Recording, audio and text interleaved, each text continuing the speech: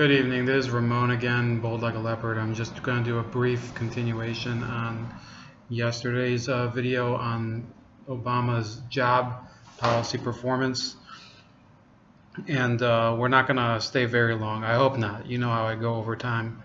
But there was one category that I didn't discuss in depth, and that was Obama's promise back in 2012 of the 5 million green jobs.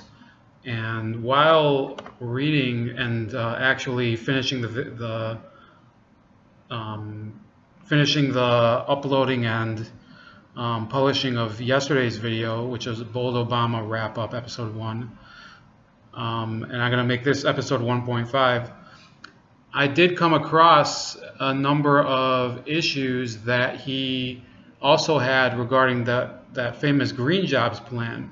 So let's get into that a little.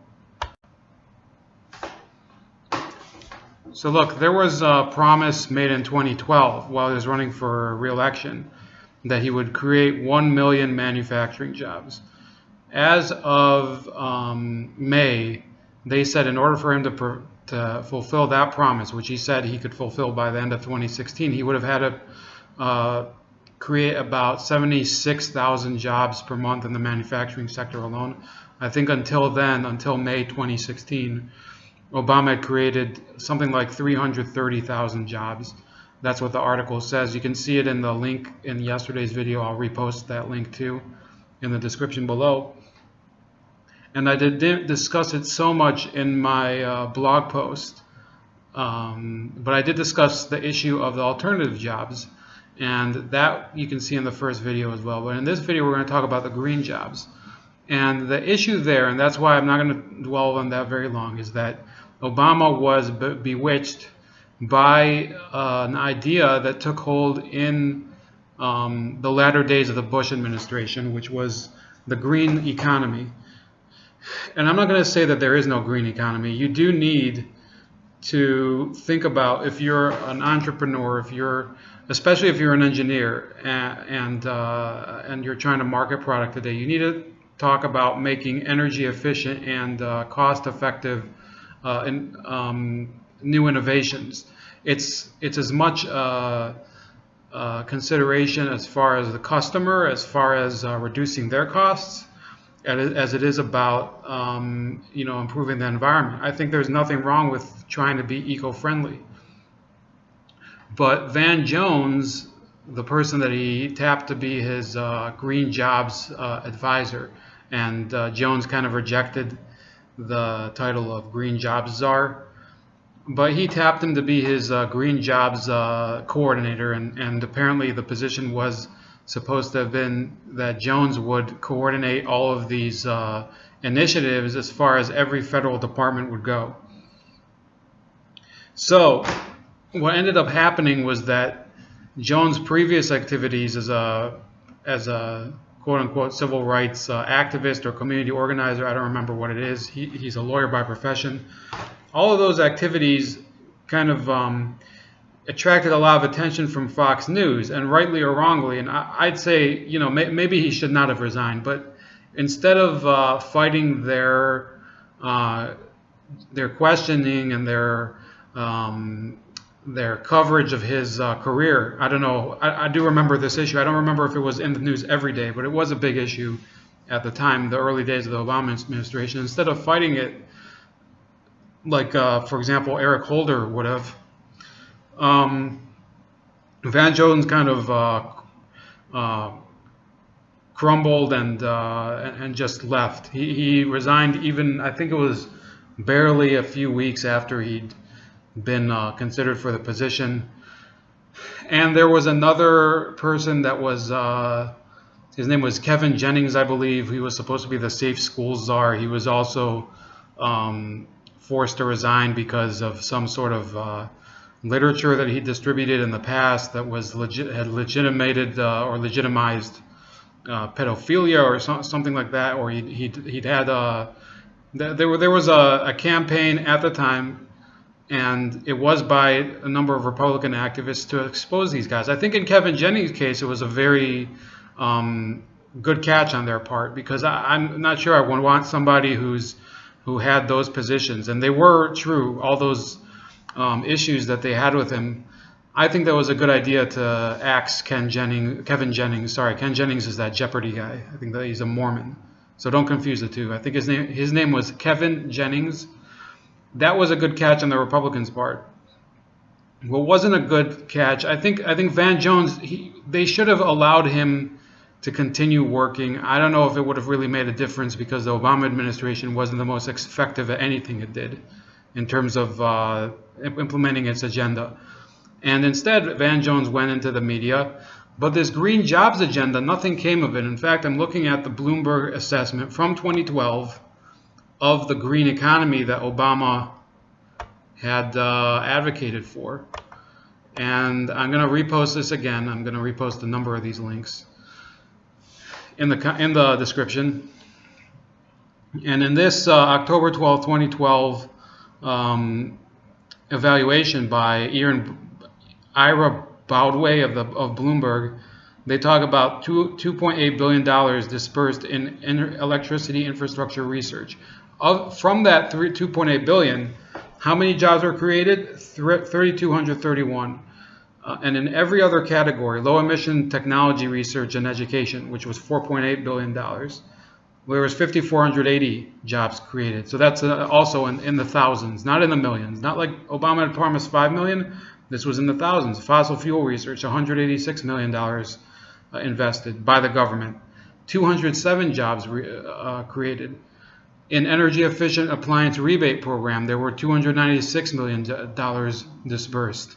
Now that's not really, if you're talking about a rebate, that's not necessarily a job creator. I worked in one of these energy efficient lighting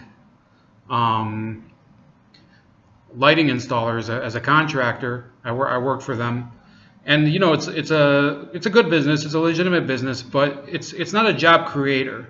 You know, it's very good for businesses to consider upgrading their lighting and maybe going for alternative energy. I'm not going to dispute that, but it's not a job creator in the way that Obama was promising, or that Van Jones was promising.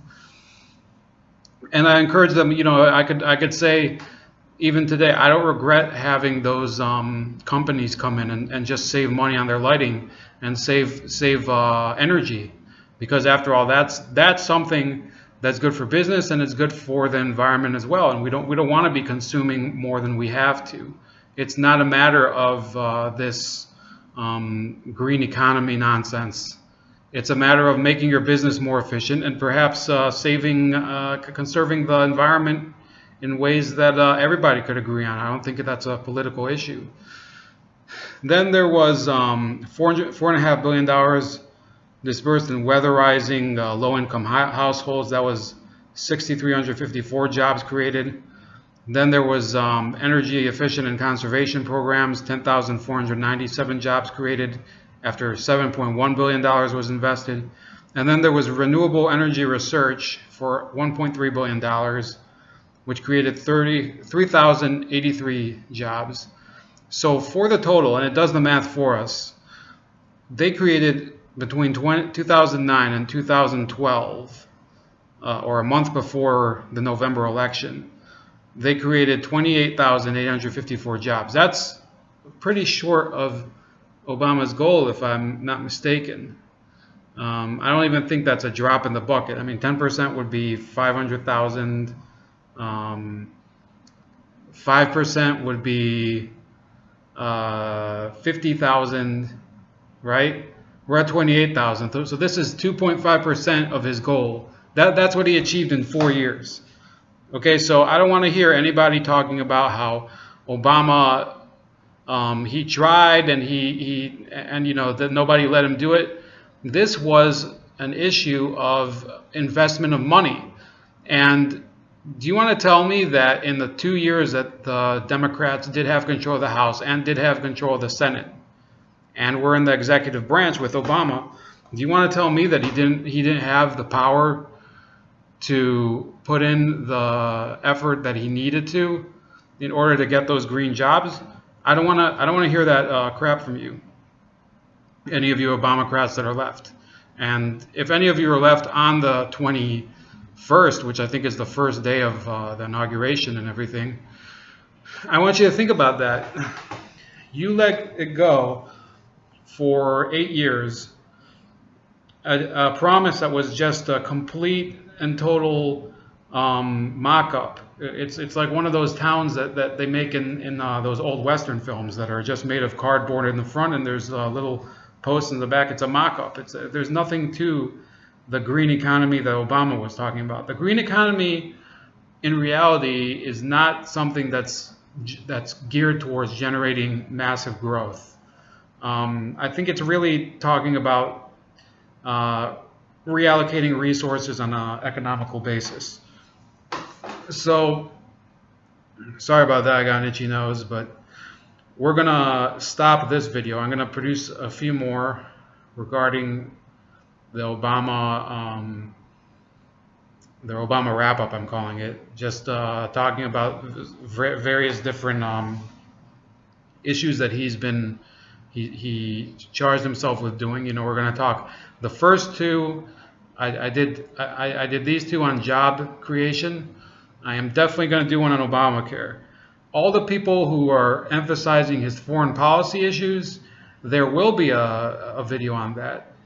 And those of you that are, you know, you're so horny for his issues with Russia, with Israel, with the Philippines, even though too few of you care about the Philippines. I mean, all these other cases, the Philippines, by the way, was the biggest ball drop, I believe, of his foreign policy. How could you let that go? But you'll get a reckoning. I just think it's a little lower on the priority, and it should have been lower on your priority. You have to talk about what's close to home. And I think I'm going to start with that first, and you'll get your turn if you're one of my viewers to talk. I'm going to talk about foreign policy. I'm going to talk about his policy on the Middle East. I'm going to talk about his policy on defense and his policy on security. Even cyber security is going to be wrapped up into that. But there's going to be a few more in line before that. So bear with me. This is Bold Like a Leopard. And we'll see you around the bend. Stay bold.